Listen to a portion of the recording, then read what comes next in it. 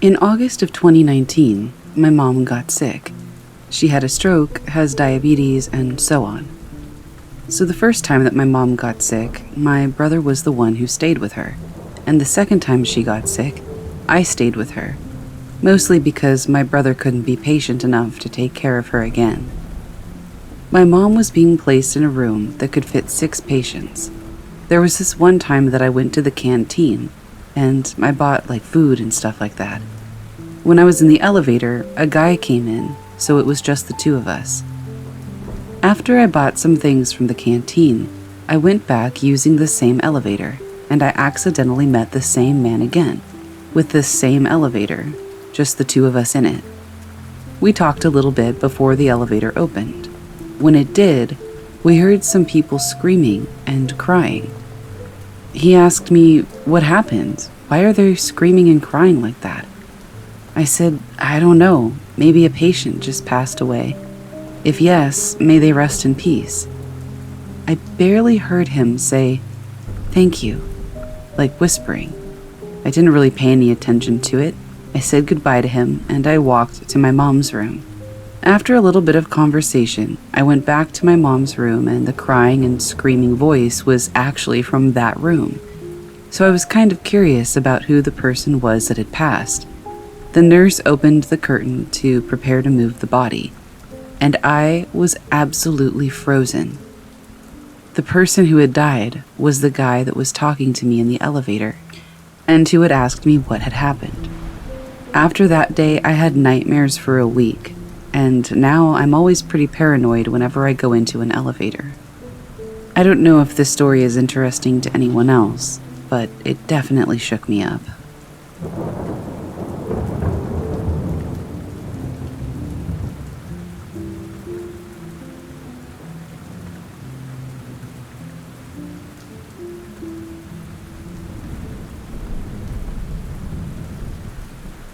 I was really young. I can't remember how young, but I must have been under 6. I was at my grandparents', and they have an outside sauna in a building with a workshop next to it. I was with my grandpa, and we were talking about something as we entered the sauna. Then my grandpa goes to the heater to put logs in, or maybe to store them next to it. I can't really remember which. But I was facing the benches as we were talking.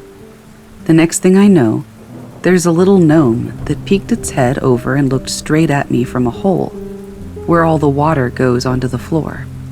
It must have been only a second, because I stood still and silent, and then it just went away. I told my grandpa, but I don't know if he took it seriously. I didn't know how to feel. I was fascinated, but a little creeped out by it. Later, my grandpa told me something about gnomes living underground, as it is often in Finnish folklore, which made it even more mysterious to me. I know it wasn't a dream, because it shocked me and I remember it so clearly, and I was wide awake. I didn't know where to tell this story. I just thought it would be interesting to tell.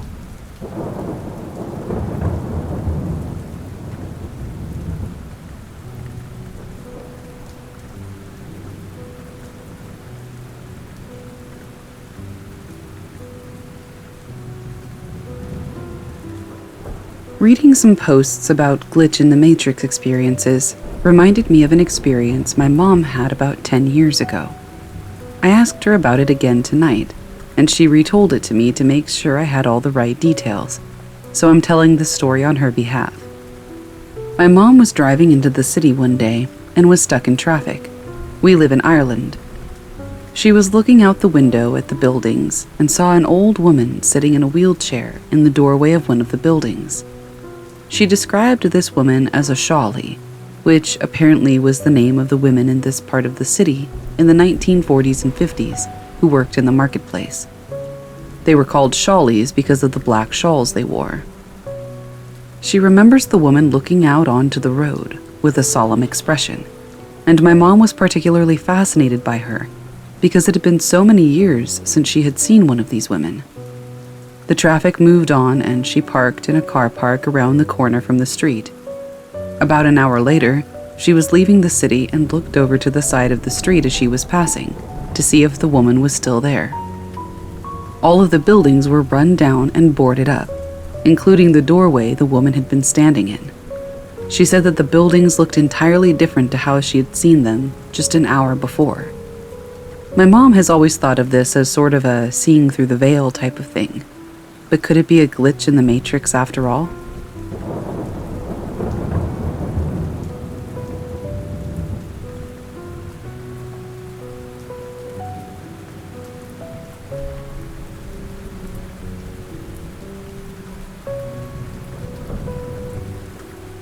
On May 3rd, 2017, my life was pretty similar to how it is now.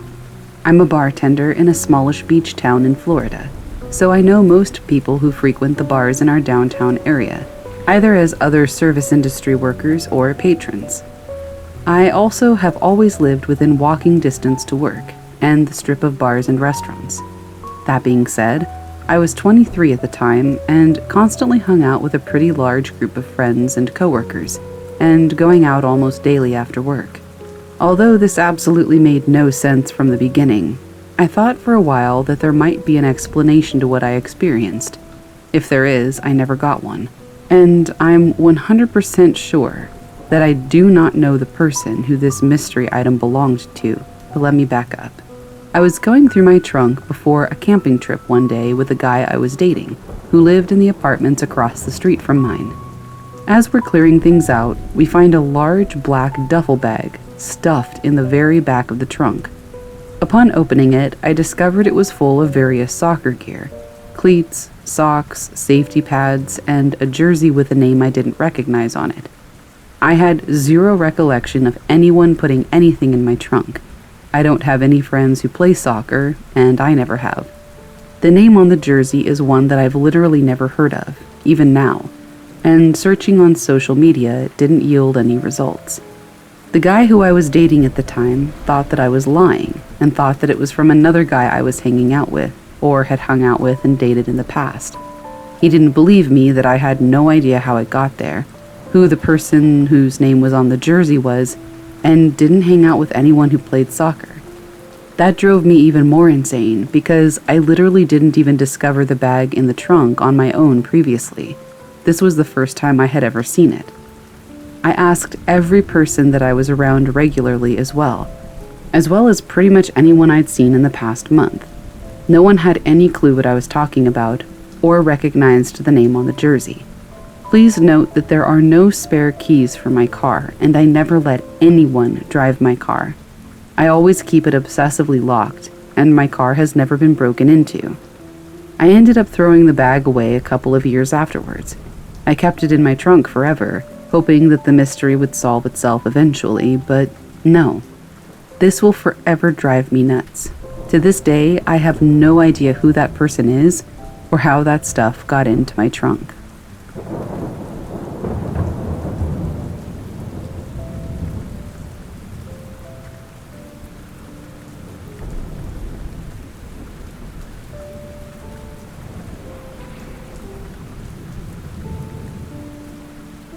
"6 years ago, my boyfriend at the time, husband now, woke me up sweating and shaking in absolute fear. I asked him what was wrong, and he began stuttering and telling me that I would never believe him. He went on to tell me that he was woken up around midnight to this person standing at the end of the bed. Yes, my first thought was sleep paralysis as well, but he sat up and was ready to attack if he needed to. In his head, he heard a voice that wasn't him, telling him that it was okay and that they weren't there for any bad reasons. He said he felt immediately calm from that.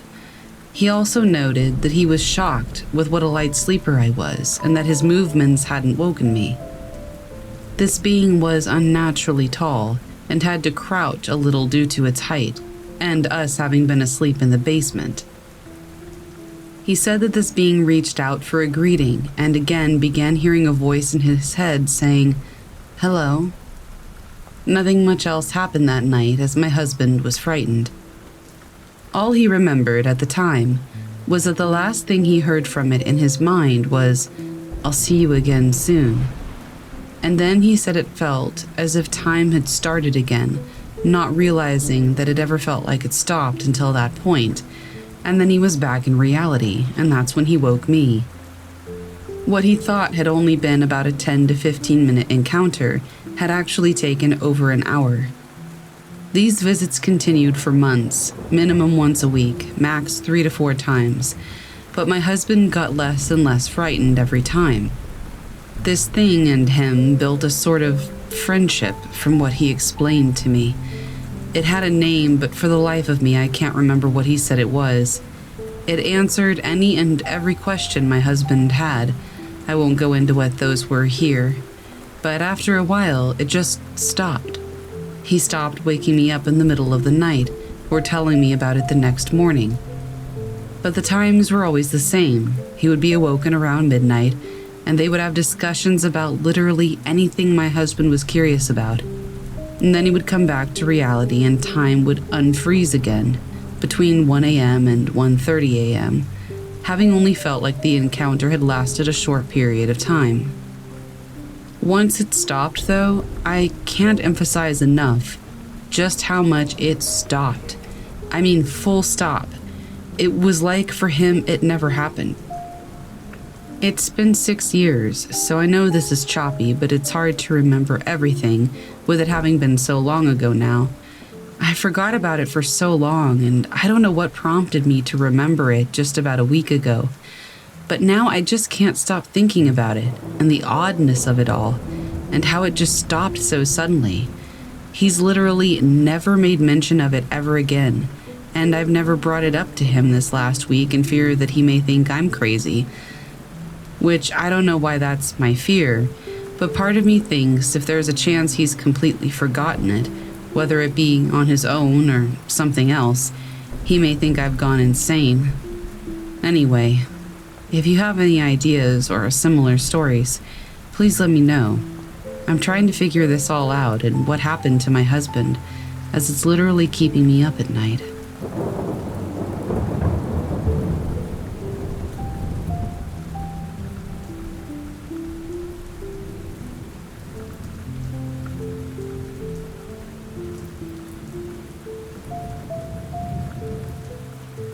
So, call me crazy, and I'm sure some people will, that's okay. But I swear this happened to me when I was 16.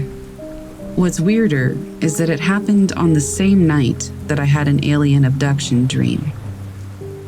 My mom wasn't home. She worked nights looking after the elderly at a nearby retirement home. I lived a normal teenage night playing video games, messaging friends, and watching TV. I went to my room and went to sleep. I had an extremely intense nightmare that I was abducted by aliens. All I remembered is looking up in my dream and seeing my whole field of vision turn completely white, as I simultaneously heard this really loud buzzing or humming sound. I wake up drenched in sweat, heart pounding, and it's around 5:30 in the morning. But what's weirder is that I'm not in my bed. Confused as heck, I look around the room, and to my surprise, I'm somehow in my mom's room, frozen in fear and confused. I tried to figure out what was going on. After about 20 to 30 minutes, I finally calmed myself down enough to get up. So I get up, and when I go downstairs, I can see through the door to our backyard, which is made of glass, and I can clearly see that the gate to our backyard is wide open. It's an old-fashioned wooden gate, and it hadn't been opened in years because it was covered in vines and was always left locked. I go to investigate, and as I go to unlock the back door, the door handle goes down with no resistance at all, and I realize, crap, this door is already unlocked, which only added to how shook up I was, to be honest.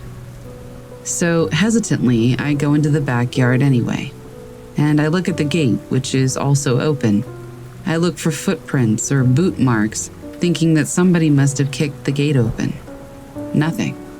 I look more closely. The old rusty lock to the gate, which hasn't been opened in years, is still there. Not bent, not damaged, not broken at all. Just a bit rusty, the same as it's always been. I lock that gate back up and look around the yard. Nothing's missing. I go back in the house. I lock the back door and take a real good look around, and nothing's missing. I go back to my bedroom and double check that I did get in my bed that night, and yep, I definitely did. The bed's still messy. I thought, did I sleepwalk? Did I go into the yard and then somehow go get in my mom's bed? I checked the carpet and floors in the house, which certainly would have been dirty and muddy if I had walked into the yard and then back in. And nothing. I called my mom and explained everything that had happened, and I asked if she had messed with the gate or unlocked it lately. She confirmed that she hadn't, and was just as surprised and confused as I was.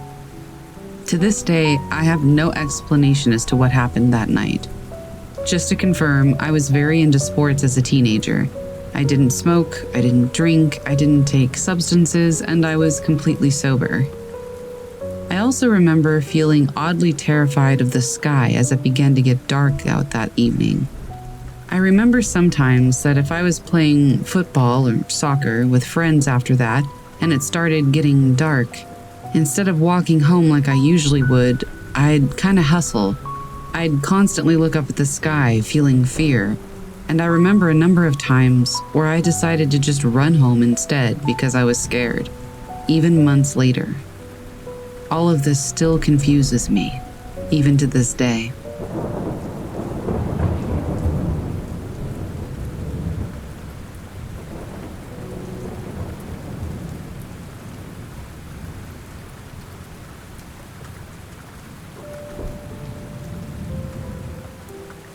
My mom's side of the family lived in another town, about 7 hours away. We would visit from time to time. My aunt's houses were always haunted, and strange things were always happening there. I saw ghosts a lot. Well, this time, she lived at a ranch in the middle of nowhere, miles from the nearest town. When I was about 8 or 9 years old, my grandma on my mom's side passed away. We went to stay at my aunt's house to visit, and later to go to the funeral. While we were visiting the first night, my older brother and cousins stayed up in the kitchen, cooking and talking. My mom, dad, and I were all in the far bedroom, down the hall from the kitchen. I was watching TV, and my parents were falling asleep. My brother called me into the kitchen and asked me if I wanted corn on the cob. I said no. He asked me to ask my mom if she wanted one. I walked back into the room and asked my mom, and she said no as well. I went back into the hallway and told my brother that mom didn't want any corn. But he just stared at me with huge eyes wide open. He just said, "Okay." I didn't think much about it at the time. I just thought that how he looked at me was really strange. The next day, my brother and I drove to town to get something to eat. That's when he told me, when I asked my mom if she wanted corn, that he saw a woman standing behind me. She followed me into the room. He thought it was my mom at first, but then the woman vanished. I told him mom and dad were laying in bed when that happened. That's why he was looking at me strangely. But he said that he didn't want to tell me that night because I would have been scared. We ended up getting a hotel the next night, and we didn't stay at my aunt's again. My brother was too freaked out.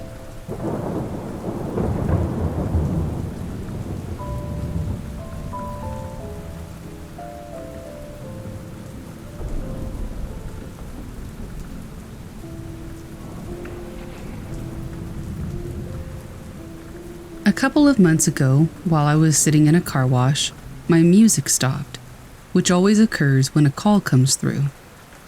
I looked at the media system to see who was ringing. It said, "Ma'am," M-A-M.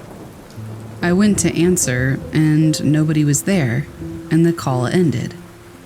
Ma'am isn't really common here, but it is what I called my mom, and how she signed off on her birthday cards. She was never ever stored in my phone as ma'am, though. It was always under Dad, and it still is, because they only had one landline between them. No missed or received calls on my phone were logged during that time. The thing is, my mom's been dead for a while now. 3 years, in fact. I shrugged it off as stress. Except yesterday, it happened again when I was driving. My husband was in the passenger seat, and he saw it with his own eyes. It occurred 3 times. The first time, the line was open for at least a minute, but nobody spoke. The second time, a bit shorter, and the third time, mere seconds. My husband is a complete skeptic, but he can't explain this, and neither can I. I did think maybe it was a spoofed number, but again, there's no record of the calls. It's like they never happened.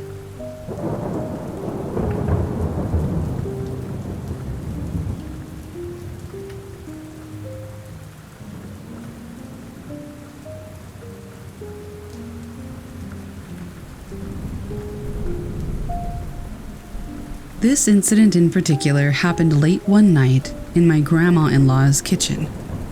Grandma had a sister-in-law who was visiting from the East Coast. She had gotten in late that night, and I went over to visit the two of them with my husband. We were all sitting around the kitchen table, the same one that my grandpa-in-law's mother had owned when she built the house. There were a lot of jokes going around the table, and Grandma started coughing from laughing too hard. Now, she was in poor health as it was, and she was supposed to take breathing treatments.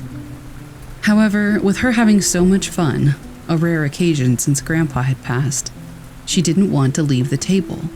My husband was concerned and told her that she had to take her breathing treatment. After some convincing, she got up and started heading in that direction. But then she got sucked back into the conversation and distracted from her treatment again. She again started coughing heavily. This was the moment when my husband told her again she needed to take her treatment. He said, "If Grandpa saw you right now, he'd be nagging you to take your treatment." "That's right," my grandma's sister-in-law said. "Don't make me have him call you." Grandma gave a little, "yeah, right," kind of chuckle. Right at that moment, the sister-in-law's track phone that she only uses when traveling started to ring. We all stood there spooked for a moment, and the sister-in-law went to answer it. Immediately, it disconnected as soon as she opened it, after several rings. The weirdest part is that this was at like 11:30 p.m. East Coast time, on a phone that nobody would have the number to outside of my immediate family. Grandma immediately took her breathing treatment after that, not wanting to argue with what could have been a message from beyond the grave. Her husband had always diligently reminded her about her treatments while he was alive, so we didn't think it would be unusual for him to do the same after. I'm not sure what exactly happened there, but I like to think that it was Grandpa.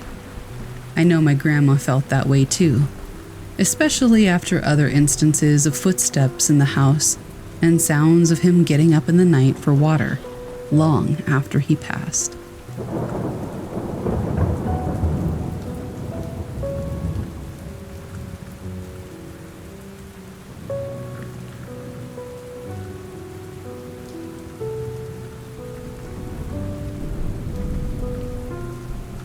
So my family and I moved into a new house, which is a 2x4 house. It used to have an attic, but it's been sealed off. After a couple of months into living in this house, sometimes I would be watching TV and hear scratching from the roof. I just played it off, as birds are very common where I live. After about 3 weeks, the scratching got worse and more frequent. It's like something's trying to scratch its way out of the roof. The attic entrance thing is above the outside of my sister's room. One day, my sister tells my dad that the seal is open. My dad gets confused because it was supposed to be sealed off. My dad goes to close it and realizes that it's really hard to open and close, so whatever opened it had to be strong, and that's when I started to get skeptical. The same night, I went to get some snacks from the fridge. I opened it to find out that they were gone. I figured that my siblings must have eaten them. In the morning, my parents are going on and on about a missing cake. That cake was supposed to be for my niece's birthday.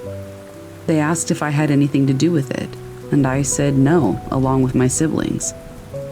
I was getting really suspicious about the attic, so one day I built up the courage to go check it out. Note that I am probably the most paranoid person in the world, so I was scared for my life, but my curiosity got the best of me. I get the ladder, a torch, and a knife just in case. I open the thing up, and I shine my torch to see nothing.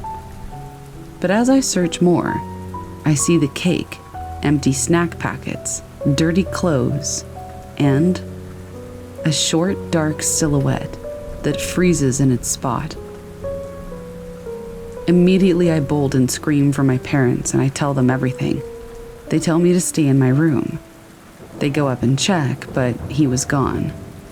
I am still shaken up about that moment, and I get nightmares from it to this day. We've since moved from that house and haven't had any more issues like that, and we live a normal, non-scary life, but I think that day will live with me forever.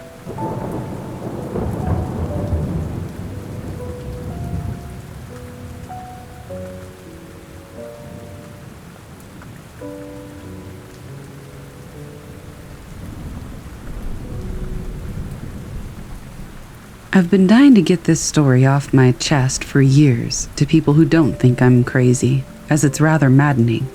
Before I begin, I don't believe in things like Bigfoot, werewolves, ghosts, supernatural or paranormal stuff in general, but that doesn't mean that I'm able to explain what happened this night. This was a long time ago. I was a teenager. My parents were not very strict, so I had a lot of freedom. I had 2 friends, and they had their own friends as well. And one of my friends' parents owned this huge part of a forest. My friends, their friends, and I went deep into the woods with a bunch of supplies, and we started making our own treehouse and forts. It was a big part of my childhood, building stuff with my friends, and this place became our sanctuary for a long time, where we'd spend a lot of our time away from the adults. This event happened years after we built the place initially, and also after we rebuilt it because one time it got destroyed. But that's another interesting story for a different time. This is the backstory for all of the events that I'm about to recall. One friend and I spent the night at our sanctuary that we had built, which none of us have ever done before. We only hung out there and then went home. We all planned to spend the night together because it would be fun. Most of our friends weren't allowed to spend the night there, though, because of parents and other things, and one chickened out because he was afraid. So it ended up just being me and one other person, my close friend's cousin. We weren't really close at the time, and we fought a lot, but surprisingly we got along well that night. We spent most of the day swinging from trees, climbing them and hanging out on this tire rope swing while talking. It was a normal day. And then we laid down for rest at about 9 p.m. About 10 minutes after laying down in bed in our sleeping bags, talking to each other under our makeshift tents, we heard rustling. I sat up and saw a very tall silhouette of something that looked to be like a human but was transparent. I could see right through it. I squinted and froze, and it very quickly climbed this tall tree. And as I was looking at it, it disappeared. I was in complete disbelief and shock. I had no idea what I had just seen, if I had seen it at all, or if I had hallucinated. I wasn't scared in the moment, just perplexed. Being young and worried, though, I said to my friend that we should leave, and not wanting it to hear me, I got close to his ear and just said, "There's something in the woods looking at us." After I said that, I saw his facial expression turn to fear, so we got up and started walking down the path out of the woods, calmly. I didn't want to sprint because it might chase, and I also wasn't even sure I'd seen anything. I just didn't want to take any chances. Very shortly after we left, we both got this weird feeling of déjà vu and confusion, like we'd been hit with hard drugs or something, except we don't do drugs, and we had only eaten food that we brought from our house. There are also no hallucinogenic plants in our part of the country. Nothing like that. Everything was so slow, and I felt disoriented. But we continued to walk in this direction for quite a while, stumbling in the darkness because of our mental state. I realized that we should have been out of the forest by now. I knew that this was the way out, 110%, because I'd been going in and out of this place for years, even in the dark. Yet I didn't recognize all the trees around us, just the path. It was like our surroundings were changing. My friend randomly yells, "Yeah, I'm coming," as I'm looking in the opposite direction from him. I turned around, very confused, and asked him why he said that. He said that his mom was calling his name to help lead him out of the forest. I heard nothing. I told him that I didn't hear anything, and he looked at me like I was insane and walked off the path and into the forest. I grabbed his arm and pulled him back because I didn't want him to get lost. That's when my friend sees the transparent thing that I saw earlier, sitting perched on a tree branch in the direction that his mom was calling him from. He points it out to me. Its transparency is almost like a heat wave effect. We stared at it for 10 seconds in total disbelief. It looked like a transparent being, but we were trying to discern if it was something else, and we were just imagining it being alive, because there was no movement. But then, it hunched down like it was trying to stalk or be stealthy, and very quickly, it climbed up a tree a little more, and then went to the next one, and then the next one, getting closer to us. We can't hear it at all. It's completely silent, and its silence was exacerbated by the fact that all the other creatures had also gone completely silent, and it was only in that moment that I had really started to realize that. Not a single bug or animal had made a sound since we started leaving camp. This is when our curiosity turned into fear, and once again, we began to see it move. Once it got above us, though, the only thing we could hear was the crunching of the branch as its weight was put down on it. Every little sound that was made was so distinct because it was so quiet and remote. We couldn't see anything because the tops of the trees are so dark. We actually started running, terrified, not worrying about being calm anymore. We heard noises in the trees above us, and finally it faded away ahead of us, as if it had gone ahead. But the sound was a lot quieter than if a normal animal had been running through the treetops. It sounded as if this thing was very light, but it wasn't very small, so that made no sense. We still kept running forward, despite it sounding like it had gone ahead, and we ended up back at the place that we started.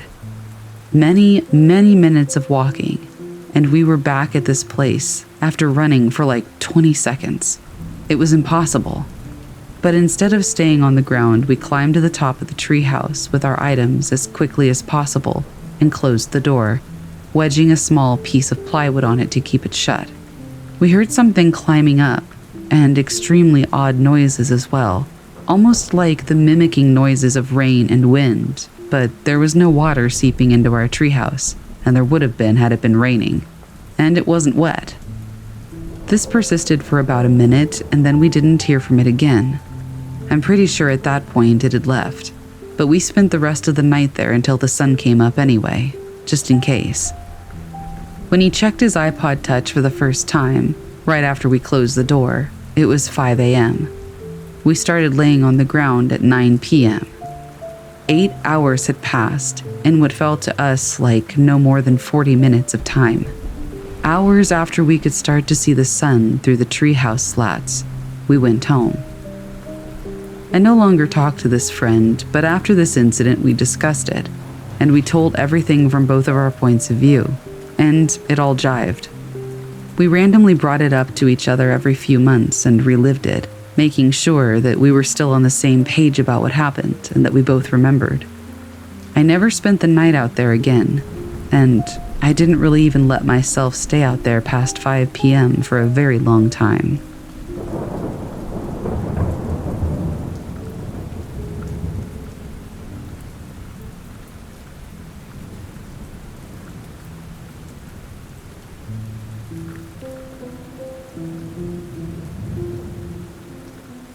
Make of this story what you will, but it happened. Back in 2009, Ireland was going through the recession, but I still managed to buy a house. It was a nice little cottage, and it suited me perfectly as I was a single man. I did shift work, so it was nights and days, days and nights. Initially, I thought it was because I wasn't getting enough sleep, but things started to happen within the house that I couldn't explain. For instance, one night I was doing some ironing. I put a towel on the railing in the bathroom and went back into the kitchen to get some more clothes to hang and put away. I came back up, and the towel that I had put on the bathroom rail was strewn across the bedroom floor. My first thought was that there was somebody in the house with me, so I ran back into the kitchen and grabbed the frying pan.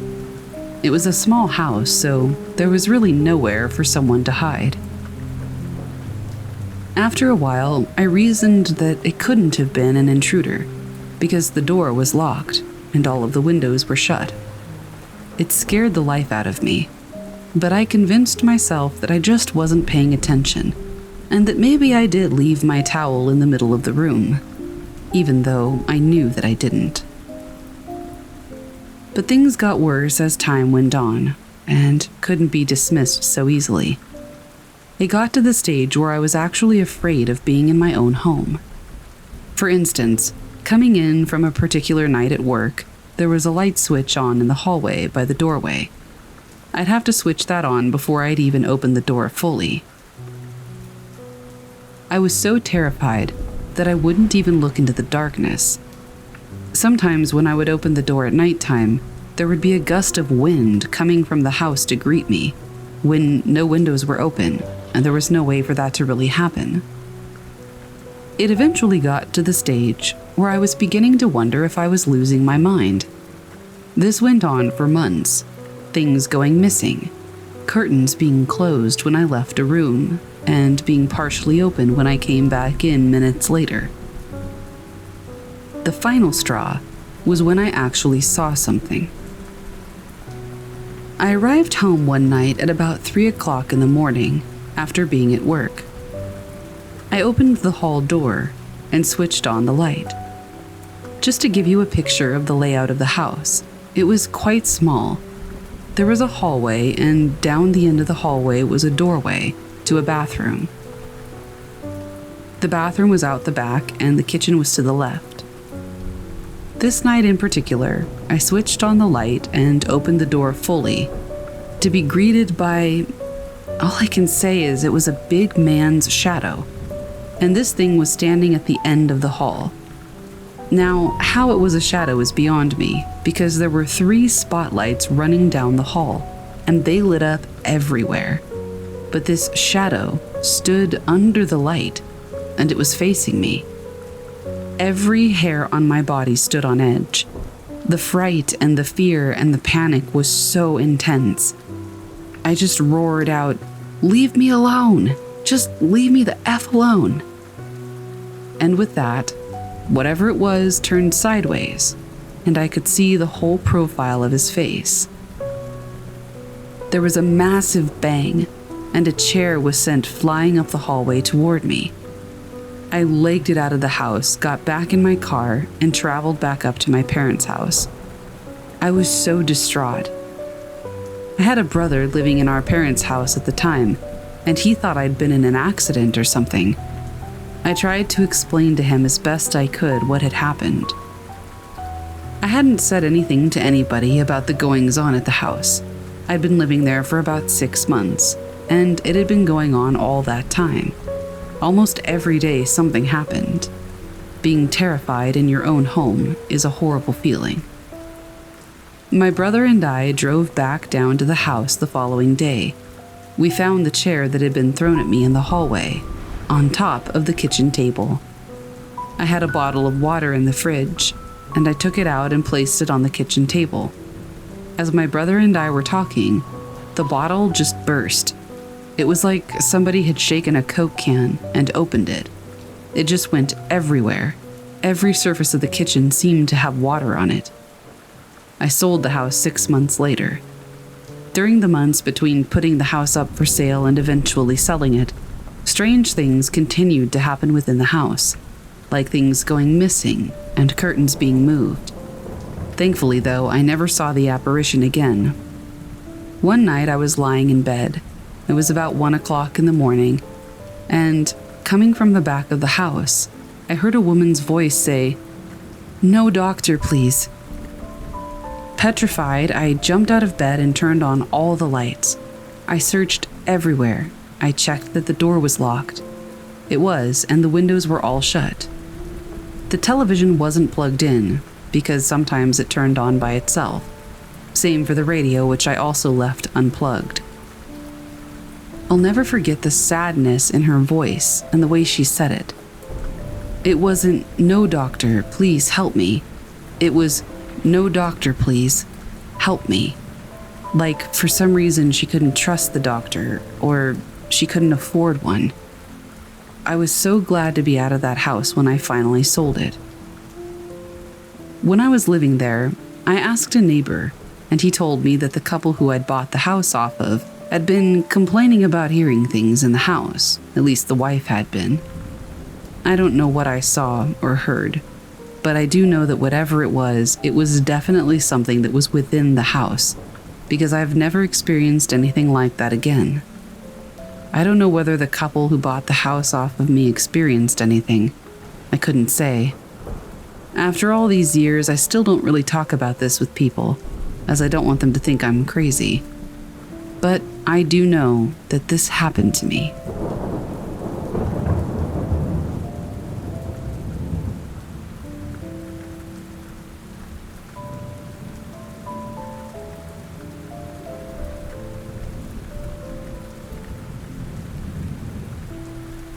My boyfriend and I absolutely adore hiking, and there are many places to go because we live in Oregon. Anyway, we decided to go hiking after 11 p.m. at night to one of the most used trails in our area. We had both been there multiple times throughout our lives, and neither of us were concerned about something happening. There was only one thing that we were kind of nervous about, and that was the wildfire that had just happened. We parked on the side of the road and walked to the start of the trail. Even though there was a fire path, it was actually very clean and stable. We started walking up the trail when we started talking about paranormal things. I know it was probably a terrible move on our side to talk about that sort of thing at night in the middle of the forest, but anyway. Now it is to be noted that we both had flashlights, very good ones, and we were both being very observant as to where we were on the path. As we got deeper into the conversation, we both realized in just a second that we weren't on a trail anymore, or anywhere near one. I mean, it was like in a blink of an eye. All of a sudden, I remember walking on the trail, and then we just weren't. I freaked out and told him that we needed to start backtracking. But thankfully, he said no, because we couldn't see any trail around us or anything that we recognized. I truly believe if we had tried to backtrack, I wouldn't be here telling you this story. He told me that we needed to start walking up the hill in hopes of either standing on a ledge to see where we were or to find another path. We walked for a while up the hill when thankfully we popped out on a fire road. We walked all the way down, terrified, and came out on the road about a mile from where our car was. It was a really strange experience, and I don't really have any explanation. I just know in my gut that it's a really good thing we didn't turn around.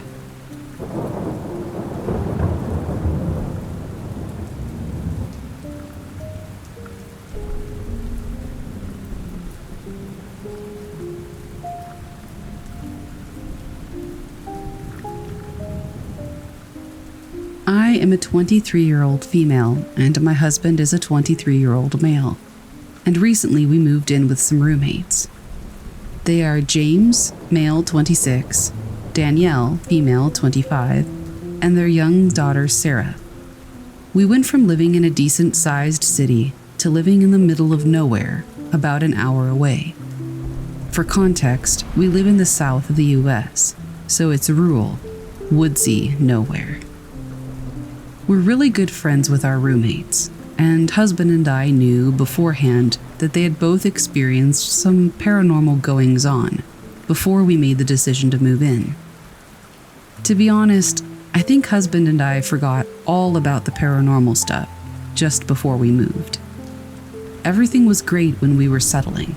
We all got along really well, and it was so amazing to be in a place where we had our own space and were on equal ground with our roomies.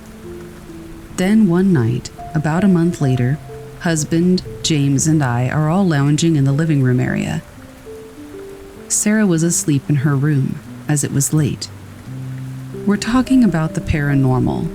Around 11:30 p.m., James has to go pick up Danielle from work. She works the late shift, about a half an hour away from us.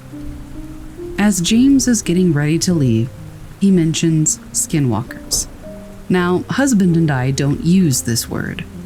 For those of you who don't know, speaking aloud the word skinwalker or wendigo is sometimes believed to attract these deadly creatures to you. Husband and I had strange and horrifying experiences at the last place we lived after one of us made the mistake of saying it aloud. So we don't say it anymore. Our code word for it is flesh pedestrian, if you're curious. As soon as James said it, I gasped. He laughed it off, but right before he left, he noticed something through the blinds on the back door of the house. He mentioned that he thought there was somebody in the backyard. In truth, we don't really have a backyard. The back of the house is right up against the edge of the woods, but we just call it the backyard. Husband and I, thinking that he's messing with us, laugh it off. Quickly, though, we can see from James's face that he is not. We rush to look through the blinds, and sure as heck, there's something in the trees. It was incredibly hard to see, but it was a very, very tall and thin figure, darting quickly between the trees. It kept itself completely shrouded in the black shadows, and we couldn't make out any other features. James rushes outside, thinking that it's somebody on the property. Husband and I follow, not wanting him to be alone. I stay on the porch while husband rushes down the steps to follow James as he goes behind the house. The second he leaves my eyesight, James immediately turns around and shakes his head at husband.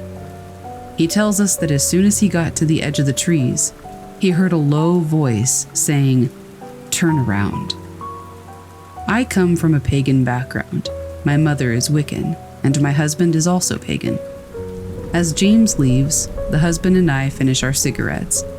I immediately set out to bless the entire house with sacred oils and blessed salts. I had already done this as soon as we had unpacked the last of our things, but I felt it necessary to do again. I went so far as to bless the entire porch as well. As husband and I are doing this, James texts me that he doesn't feel safe and that something isn't right. When I ask him what he means, he writes that just a few miles up the road, a naked man came charging out of the woods and stopped at the edge of the road. When he locked eyes with James, he simply pointed at the car and kept doing so until he was no longer visible in the rearview mirror. We tried to rationalize that it could be one of many non-paranormal scenarios. We thought it might be a prank, but that didn't quite make sense. It was the beginning of a very cold winter, and it was only about 20 degrees out. It would have been a lot of effort and discomfort for this man to pull a prank like this on passing drivers. Then we wondered if the man needed help or was possibly in danger. But James was sure that this man did not look at all like he was in distress. If he was, the man would have yelled or tried flagging down the car instead of just pointing at it. The conclusion we came to, for the time being, was that he was most likely on some substances. We don't live in the safest of places, and hard substances are very common around here. Then James texted that he had picked up Danielle, and more weird things were happening. I asked him to elaborate. but he said that he would explain it all when they both got home. As their car pulled up in the driveway, husband and I went outside to meet them, but the two of them quickly got out of the car and rushed toward the house, telling us that we all needed to get inside immediately. When inside, James explained that right before he got to Danielle's place of work, he saw something in a cow field that he can't explain. It was tall, taller than any human could possibly be, and much taller than the thing that we had already seen behind the house. From what he could tell in the dark, it was gray, and it was running faster than he was driving at 60 miles per hour, on all fours. And then it ran into the woods out of sight. When he was driving back with Danielle, before James could explain everything that had already happened, she got a sinking feeling in her gut and made James lock all the car doors. A literal second after James complied, the same creature he had just seen was once again sprinting alongside the car. It was much closer to the road than it had just been minutes before, but it dashed again into the trees before they could get a really good look at it. We were all a bit shaken. It was now close to 1 a.m., and none of us could explain anything that had already happened. We tried to brush it all off, and we probably could have, if it was just one thing that had transpired instead of several. We made the awful decision to go back outside for a smoke. The kind of decision that only idiots in horror movies would make, I know. And that's when things got really weird. Off to our right, there's a small strip of woods that separates our property from our landlord's property, where he lives with his daughter, son-in-law, and granddaughters. In those trees, we notice 3 sets of eyes. They're glowing yellow-green, and they're just staring at us. Husband asks James if it could be deer, as we do tend to see a lot of those around, but we all knew that whatever those eyes belonged to were far taller than deer could be. Then, to our left, there's more, you guessed it, woods. From that direction, in the pitch dark, I swear I heard a little girl laugh. It wasn't boisterous or loud, more like the snicker that a child makes when they're trying to suppress their laughter. Danielle and husband didn't hear it, but James did. Now we're looking at the big tree to our left that stands just before the edge of the woods, and notice that there's this big black mass behind it, as though something was crouched next to the tree. We all try to rationalize that it's just a big bundle of leaves, but I don't think any of us really believed that. James and husband both dart back inside for a moment, and when they come back out, James is holding a hatchet, and husband is holding his crossbow. Without saying anything to Danielle or I, they step off the porch and walk toward our left, where the little girl laughed. Later, they told us that they thought a child was in trouble and they wanted to help. While Danielle and I were on the porch, trying to figure out what the heck was happening, we see something a few yards away. Down the driveway, there's a huge tree in the middle of the property. Out of our peripheral, we swore that we saw something duck from behind the tree. We kept looking at the tree, and yes, there was something poking its head up from behind the trunk, pulling back very quickly as soon as it realized we were staring at it. At this point, Danielle and I wanted to get inside. We're both shivering from fear and cold, and we just wanted this night to be over. But while Danielle and I were in a match of paranormal peekaboo, husband and James had their own very weird experience. For context, I have Tourette's syndrome. This means that I say and do things completely out of my control, and some of my verbal tics are just strange sounds. Some of those sounds include blowing raspberries or popping my lips, which are my 2 most common verbal tics at the moment. As James and husband are inching closer to the trees, they both hear footsteps through the grass and leaves within the trees. Both of them were too frightened to call out to whoever they thought was in there. Then they hear shuffling. The problem is, though, they each hear shuffling coming from different directions that the other doesn't hear. James was walking to the left, husband to the right. James hears shuffling coming from the right, but husband doesn't hear it. But husband hears it coming from the left, and James doesn't hear it. So they turn toward each other with their weapons drawn. In their confusion, while they're facing each other, they hear someone running in the woods, full on sprinting through the trees, heading directly toward them. And then it just stops. They take a step back and watch to see if anybody comes out of the woods. No one. But then they hear something in the woods. They hear me in the woods right in front of them. They heard both of my verbal tics, but the problem was I was standing on the porch behind them. Without turning around, husband calls to me and asks if I just had a tic. I told him no. They back away from the woods without taking their eyes off of that spot until they're close enough to sprint into the house, pulling Danielle and I with them. Inside, Danielle and I are able to tell them about the thing behind the tree, and James and husband are able to tell us about how something mimicked my tics to a T. For the rest of the night, we didn't go back outside. We would all, against our better judgment, peek through the blinds out the back door when we passed it. There was still something in the woods every single time that one of us looked. I didn't get any sleep. Come morning time, husband and I checked all the places that we had seen or heard something, and there was no sign of anyone or anything. I asked my mother what she thought it might be. In her opinion, it was likely something related to a mimic spirit, a spirit that warps reality to feed on fear, but not having enough power to really hurt anybody. She said that it couldn't be a skinwalker because there were too many things happening in too many different places all at once.